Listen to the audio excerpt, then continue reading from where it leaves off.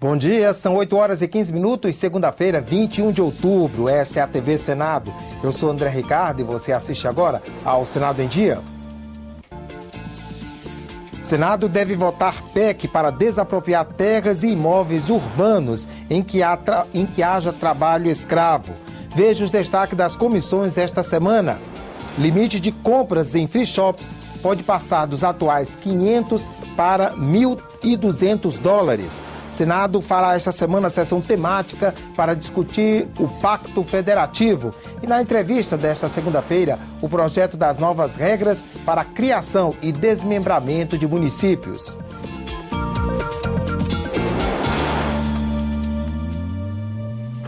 Está para ser votada em plenário uma proposta de emenda à Constituição que desapropria terras e imóveis urbanos em que haja trabalho escravo. Quem traz informações ao vivo sobre o assunto é o repórter Ronaldo Martins. Bom dia, Ronaldo. Bom dia, André Ricardo. O plenário do Senado vota nesta semana o projeto de decreto legislativo que suspende os efeitos de uma decisão administrativa do Tribunal Superior Eleitoral. O TSE decidiu, com base em números do IBGE, mudar o número de deputados estaduais e federais de vários estados. Se o projeto for aprovado, volta-se à situação anterior, ou seja, são mantidas as representações da última eleição. Também estão prontas para votação 3 propostas de emenda constitucional. A primeira determina que os ocupantes de cargos públicos que tenham a indicação previamente aprovada pelo Senado sejam obrigados a comparecer à casa uma vez por ano para prestar contas do trabalho. Outra proposta de emenda constitucional vincula os benefícios fiscais das áreas de livre comércio ao prazo de vigência da Zona Franca de Manaus. Essas áreas de livre comércio teriam os benefícios suspensos em janeiro de 2014. Já no caso da Zona Franca de Manaus, os benefícios vão até 2023. O objetivo da PEC é unificar estas datas. Também está pronta para votação a proposta de emenda constitucional que determina a desapropriação de terras e de imóveis urbanos em que os trabalhadores estejam sendo explorados, realizando atividades análogas ao trabalho escravo. As punições foram definidas por uma comissão de deputados e senadores que está regulamentando temas constitucionais. Segundo o relator da matéria, o senador Romero Jucá, o texto pode ser votado ainda esta semana pelo plenário. Nós criamos a norma que caracteriza o que é enquadrado o trabalho escravo, como punir, que vai ser inclusive com a tomada do bem, ou o imóvel, ou a propriedade rural, e isso tendo transitado em julgado, e também disciplina o funcionamento do fundo que vai receber esse recurso. Bom, esta proposta de emenda constitucional a qual se referiu o relator Romero Jucá, ela não está na ordem do dia para esta semana, para os próximos 3 dias, mas pode haver um acordo para que a matéria seja colocada em votação. André? Obrigado, Ronaldo.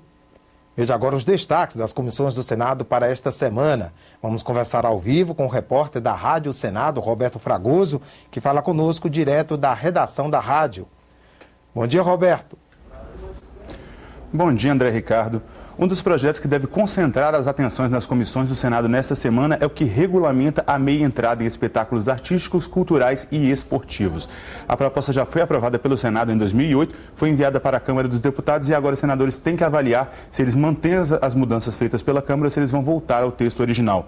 A ideia inicial era dar o direito da meia entrada a idosos e estudantes do ensino regular.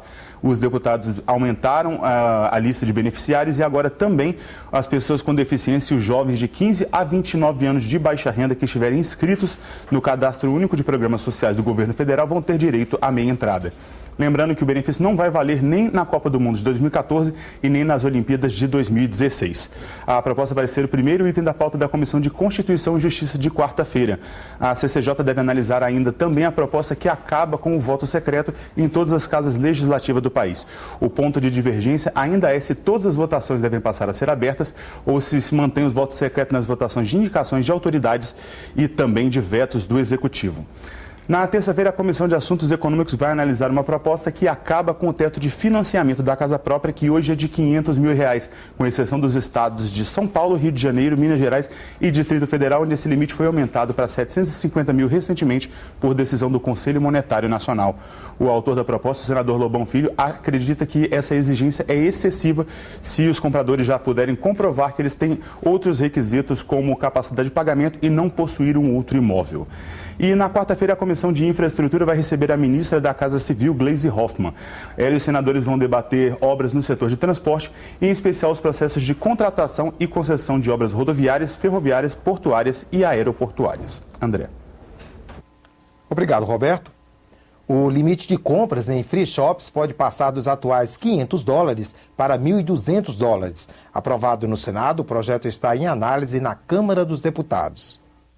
Quem viaja para o exterior tem a vantagem de aproveitar os preços atraentes dos chamados free shops. Os produtos são isentos de vários impostos e chegam a custar 40% menos do que se comprados no Brasil. Hoje, o turista pode gastar até $500 nas lojas francas. Pela proposta, esse limite passaria para $1.200. O free shop foi feito para estimular o turista e a ter uma movimentação maior nas suas compras aqui interna. Então, em vez de ele gastar o dinheiro dele lá, ele poderia gastar aqui. Só que nós temos até hoje, fazem mais de 25 anos, o mesmo valor, ou melhor, 30 anos, que é de $500. Quer dizer, nós tivemos inflação, etc. Antigamente, você com $500 tinha uma compra substancial. Hoje você compra 2 frascos de perfume e acabaram os $500. Quem dá essas diretrizes é o Ministério da Fazenda. Então tem uma portaria do Ministério da Fazenda que fixa esses valores que estão em acordo, inclusive com outros países do Mercosul, né? E agora esse projeto modifica isso, colocando em lei essa matéria, que não era matéria de lei. A cota para compras no free shop não pode ser confundida com o limite do que o brasileiro pode gastar no exterior. A confusão reside exatamente aí, que você pode trazer artigos até $500 do exterior, e além desse limite mais outro de 500. Então, por ser o mesmo limite de 500, às vezes as pessoas acham que é a mesma, são 2 limites que se somam. O Senado fará esta semana uma sessão só para discutir o Pacto Federativo. Um dos temas centrais será o projeto de renegociação das dívidas dos estados e municípios com a União. A proposta já pode ser votada no plenário da Câmara. Em seguida, vem para o Senado. Estados e municípios estavam quebrados e pediram ajuda da União para quitar dívidas com obras de infraestrutura. O governo federal estendeu a mão, mas cobrou caro. Uma dívida que começou em 98 com 93 bilhões, depois de pagar 200 bilhões nesses 12 anos ou mais, ainda tem 400 bilhões de correção, isso já mostra que há uma distorção. A dívida foi renegociada pela última vez há 15 anos. No contrato assinado com a União, estados e municípios concordaram em pagar o débito corrigido pelo Índice Geral de Preços, IGPDI. Mais os juros, fixados em 6%, 7,5% ou 9%. A inflação foi em torno de 140% e a dívida cresceu quase 600%. O presidente do Senado defende a renegociação da dívida. Eu mesmo sou representante de um estado pobre da federação, o estado de Alagoas, que despende com o pagamento da sua dívida pública todos os meses. Recolhe para a União algo em torno de 50 milhões de reais. São quase 5 bilhões ao longo de 8 anos de mandato, o que significa dizer, em outras palavras, que o Estado de Alagoas não tem condições de honrar esse indexador. O texto que está na Câmara muda o indexador para as futuras prestações.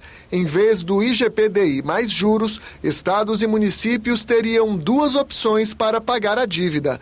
Ela poderia ser corrigida pelo IPCA mais juros de 4% ou pela taxa Selic, definida pelo Banco Central. Pelo projeto, vale o índice menor.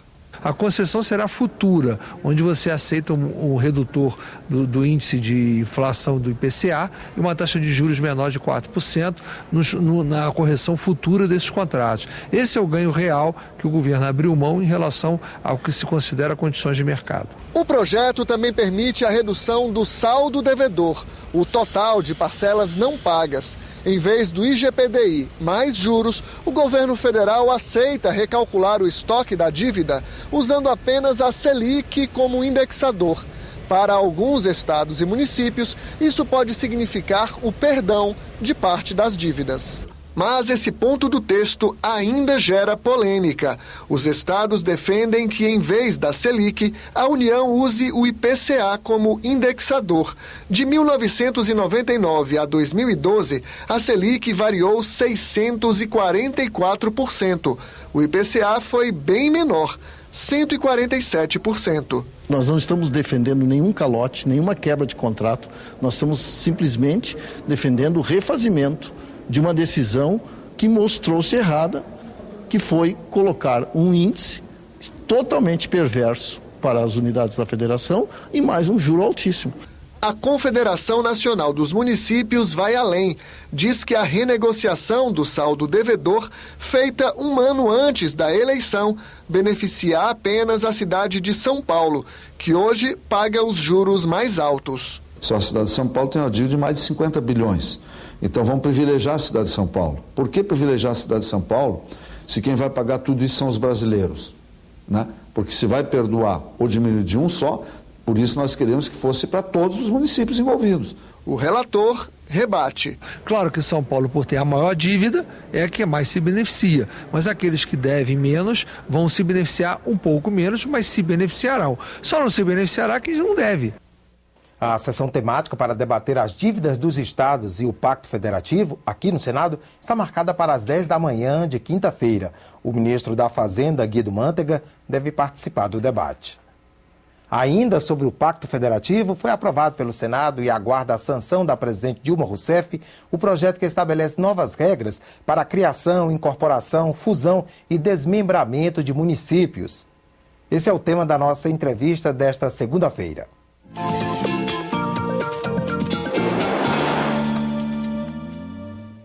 Entre outras regras, essa proposta, que aguarda agora a sanção presidencial, condiciona a criação de novos municípios, a realização de estudo de viabilidade tanto do município a ser criado quanto do que será desmembrado. E também exige que os moradores dos municípios envolvidos aprovem a mudança por meio de plebiscito. O que essa lei, se for sancionada, claro, ela pode significar no ordenamento territorial brasileiro. Quem vai esclarecer para a gente é o consultor do Senado, Marcos José Mendes. Bom dia, Marcos. Bom dia. O que motivou essa proposta? Bom, logo depois da Constituição foi criado um número muito grande de municípios. Então, em 96, foi aprovada uma emenda constitucional exigindo novas regras para a criação de municípios, para evitar a criação de municípios economicamente inviáveis. E essa proposta, essas regras, elas são regras mais rígidas? Bom, isso vai depender da aplicação, né? Existe, por exemplo, um relatório de viabilidade municipal. Vai depender de quão sério esse relatório venha a ser, né? De quão eficaz em verificar se o município é realmente viável. Essa proposta ela pode significar aumento de gastos para o governo? Não, ela vai significar um reordenamento da distribuição de dinheiro entre os municípios.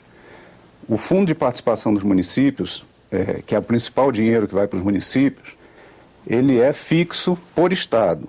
Então, se você cria mais municípios dentro de um estado, você está tirando dinheiro dos municípios que já existem para transferir para os municípios novos criados, né? E como a distribuição do dinheiro entre os municípios favorece os municípios menores, então há uma tendência de você prejudicar os municípios mais populosos em benefício dos municípios menores. Uhum. Agora, a Frente Parlamentar de Apoio à Criação de Novos Municípios diz que com essas novas regras deverão ser criados quase 200 municípios. Você acredita nisso? Olha, esses números não são fáceis de levantar, depende de cada situação estadual, né? O que certamente vai acontecer criação de municípios, porque isso é um processo que está represado há muito tempo, né? Agora, o que a gente precisa entender é por que se faz necessário criar um município, né? Um município, faz sentido você criar um município quando uma região cresceu economicamente, né, muito, e já está maior do que a sede do seu município. Então faz sentido você tornar essa área independente, porque ali já tem uma quantidade de população grande, já tem gente suficiente para você oferecer uma escola pública, um hospital, os estudos de viabilidade municipal e os debates da criação de cada município têm que ser muito bem informados, muito bem detalhados, para evitar a criação de municípios que não tenham viabilidade e que acabam empobrecendo o Estado e empobrecendo o país.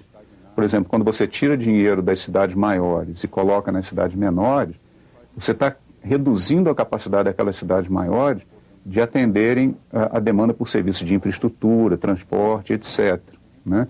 Os serviços mais complexos dos municípios estão justamente onde a densidade populacional é maior, nas periferias urbanas, onde o crime é maior, onde as carências são maiores. Se você tira dinheiro dali, né, e coloca para sustentar uma máquina administrativa num local que não vai conseguir oferecer serviço público, você está diminuindo a eficiência da administração pública dentro daquele Estado. Então, os governadores estaduais e os prefeitos dentro da sua unidade federativa têm que estar muito conscientes de quais municípios devem ser criados. Ok, muito obrigada, Marcos, pela sua entrevista. Um bom dia. Igualmente, bom dia. Começa hoje a Semana Nacional de Ciência e Tecnologia. No Senado, a comissão permanente que trata do assunto promove na quinta-feira a segunda edição do seminário Caminhos da Inovação, com o tema A Ciência no Futuro da Saúde e dos Esportes. O evento será no auditório do Interleges do Senado, das 8h30 da manhã às 10 para as 5 da tarde. E 2 comissões de juristas têm reunião prevista para hoje.